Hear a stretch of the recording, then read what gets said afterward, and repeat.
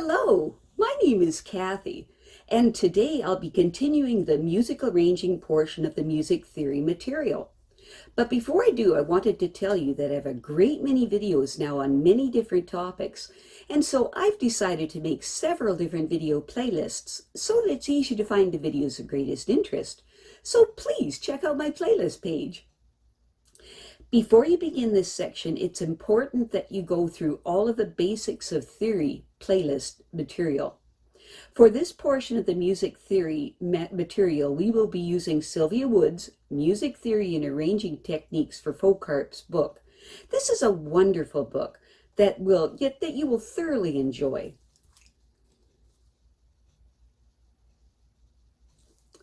Today we will continue with chapter 4 of your book entitled Inversions. Sometimes pieces are so fast and the chords change so rapidly that it's hard to play the chords in the root position. You have to move around too much. This is another instance where inversions come in very handy. Here is an example of going back and forth between the root position chords of C and F as fast as possible. It takes a bit of time to get from one to the other. Try this for yourself. Okay.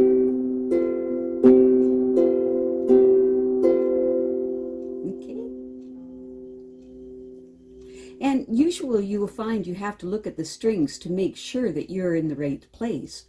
Now I'll now play these chords again with the F chord in its second inversion, as written in the bottom of page 26 of your book, and you can see how much faster and easier this is.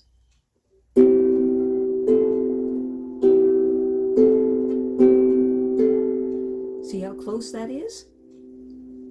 There are two other choices you could use for moving between the C and F chord.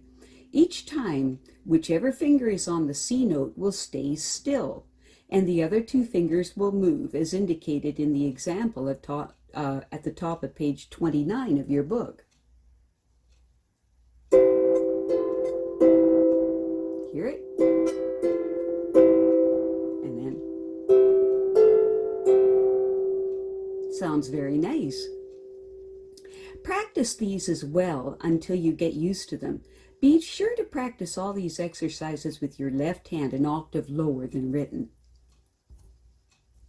Now let's try moving back and forth between the root position of the C and G chord. As before, it's a long distance to move. It takes time.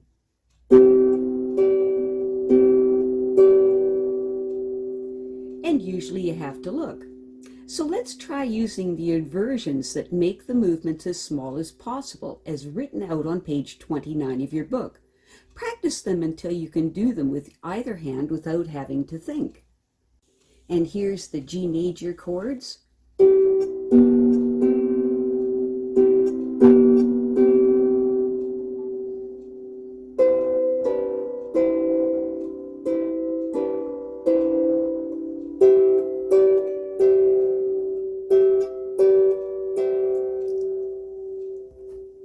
And you try it.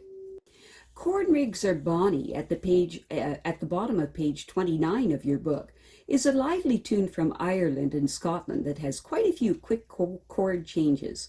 Experiment with starting on different versions for the first of the fast chords, and then try to find the closest inversions for the next chords. Keep experimenting until you find the ones that sound good to you, and that keep you from having to move too far on to the quick chords. And this is Corn Rigs.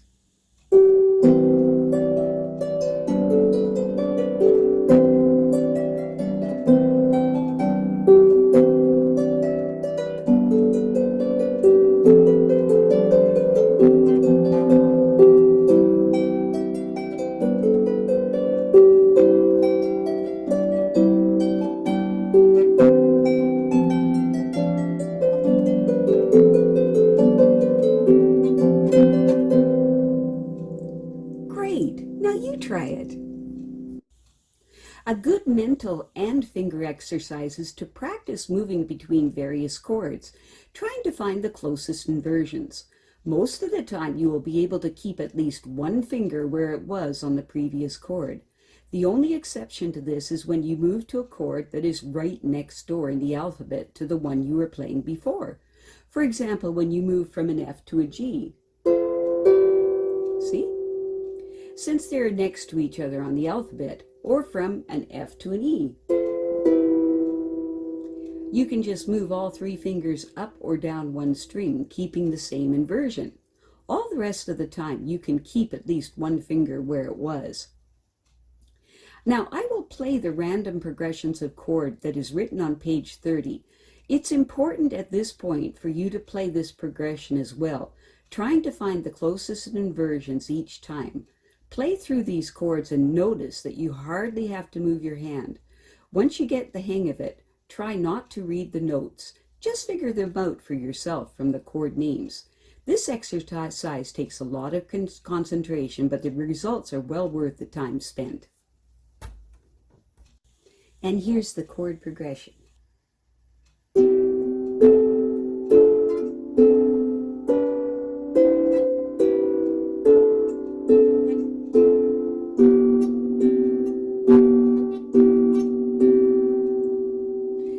Try it. Just below this random progression of chords are two exercises using the same chords, but starting in different inversions, and it's for you to figure out the progressions. The first exercise starts on the first inversion of the C chord, and the second exercise starts on the second inversion of the C chord. Now, you can make up your own random progressions of chords to practice like this. You don't even need to write them down. Just play them on the harp. Start with your fingers on any chord, pick the name of the chord out of the air, and try to get there in the least number of movements. For the next 5 songs written out on page 31, 30, and 31, it is for you to figure out the inversions of the chords that sound the best for you. The Riddle and Barbara Allen are popular folk songs that originate in the British Isles and then travel to the New World to become a part of the American folk tradition. The Skyboat song and Oh Willie's Rare and Willie's Fair are both from Scotland, and the Russian hymn comes from Russia. This is the riddle.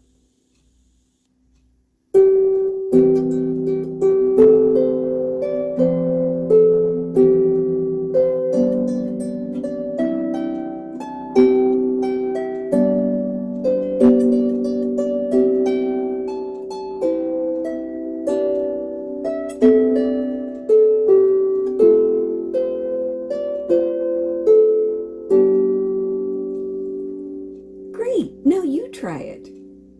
This is Barbara Allen.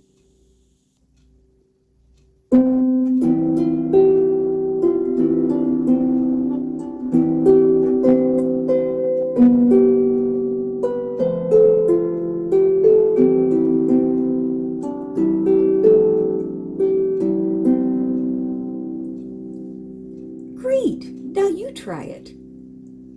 And this is the Skyboat song.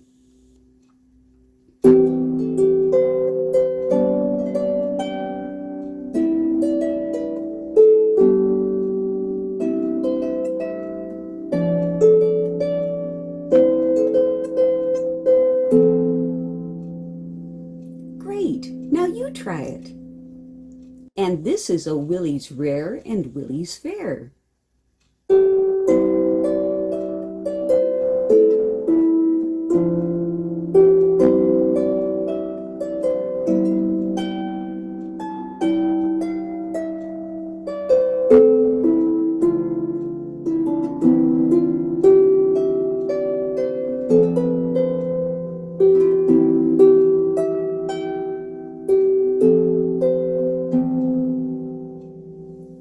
Great, now you try it. And this is the Russian hymn.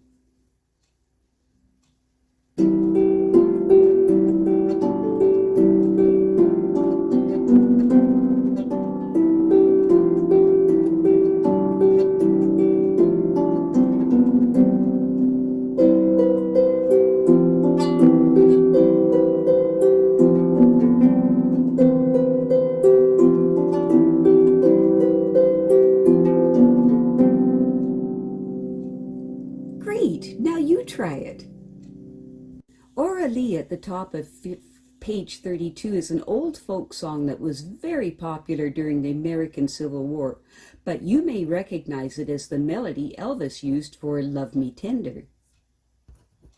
And this is Aura Lee.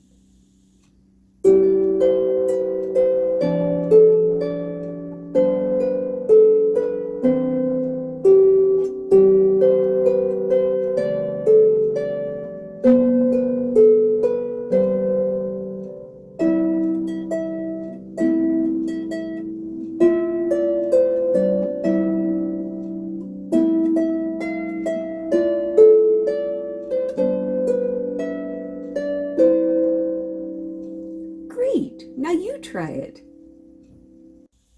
Over the hills and far away at the bottom of page 32 of your book, you will notice that 3 of the 4 phrases have almost exactly the same melody. However, different chords have been chosen each time in order to give it a bit of variety. You can add more variety by changing the inversions as well.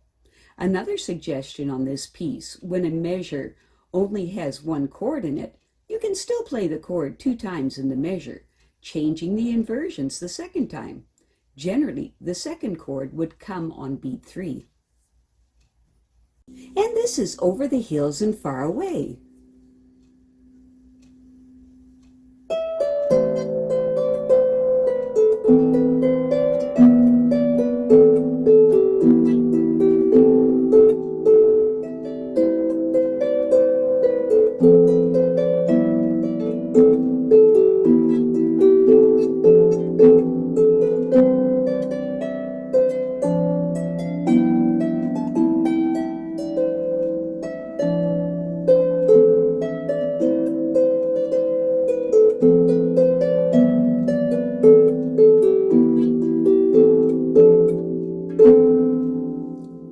Great! Now you try it.